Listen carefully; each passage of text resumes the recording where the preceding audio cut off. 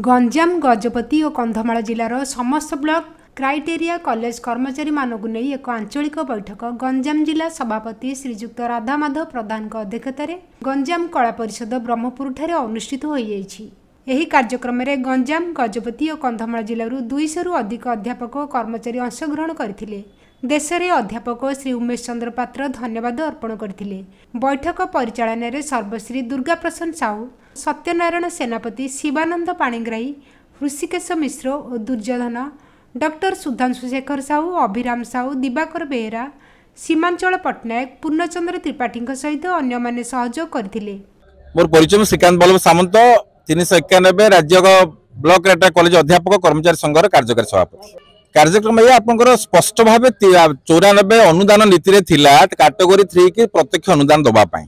तेणु 94 रु सरकार गोटे प्रकार उपेक्षा कले आम मानक तथापि 2004 पुणी रिपिल भी करदे आमको से प्रकार अनुदान न देकी 2008 गोटे ब्लॉक ग्रांट पॉलिसी करी आमको ता भीतर स्वीकार करदे। आम ये स्वीकारग्रस्त हेलु जे बुभुक्षित किम न करती पापम 10 वर्ष 15 वर्ष चाकरी कर किसी ना तेणु आईन कानून कौन जहाँ दौर से न्याय नहीं गलु सरकार विभिन्न फोरम आम दाबी कर आसीचु और सरकार जहाँ भी सब प्रकार विभिन्न प्रकार आड़ देखी के अर्थ आड़ अच्छी के आउ कौन इच्छा शक्ति अभाव हो जहाँ हो गत सरकार समय आम उच्च शिक्षा विभाग ये प्रस्ताव टी अनुभव कर संपूर्ण रूप एक विधिवत प्रस्ताव अनुमोदन कर अर्थ विभाग मंजूरी पठेला किंतु अर्थ विभाग को भल भाव विचार न करी तर्जमा न करी गोटे अन्य आड़ देखिए फेरई देले जोटा कि जो आड़ देखेले तार आम सहित कौन प्रकार संपर्क नहीं। तेणु नूतन सरकार आसला पुणी आम गोटे इच्छा जागरण है स्वप्न गोटे देखिलु संभावना आसला जे सरकार निश्चित रूपे यह कथा को ग्रहण करे। तेणु माननीय मुख्यमंत्री, उच्च शिक्षा मंत्री,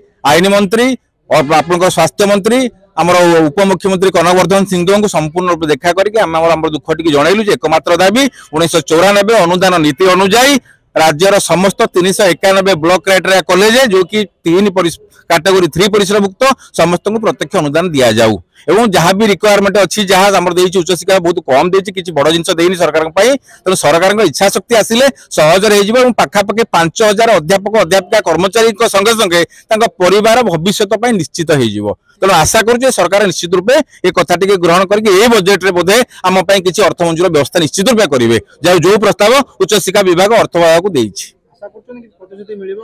प्रतिश्रुति तो मिली केवल साकार रूप दबार आवश्यकता तार तो पेपर रे प्रमाणित केवल करार अच्छी वो आशा करुचे सरकार निश्चित रूपे करेंगे।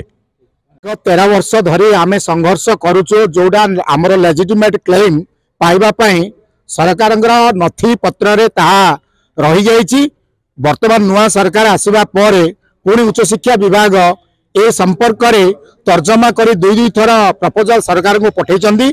ए भितर आमे आईन मंत्री अर्थ विभाग जाइछि, आईन मंत्री विभिन्न ऑनरेबल एमएलए और डेप्यूटी मिनिस्टर चीफ मिनिस्टर भी आमको प्रतिश्रुति देइचंदी। आगामी दिन में निश्चय यह संपूर्ण हब।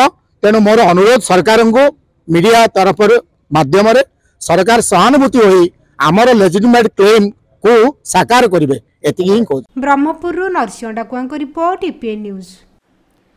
एमिति आउ किछि नुआ नुआ खबर जानिबा पई आम ईपीएन चैनल को लाइक, शेयर एवं सब्सक्राइब करने को भूलंतु नहीं।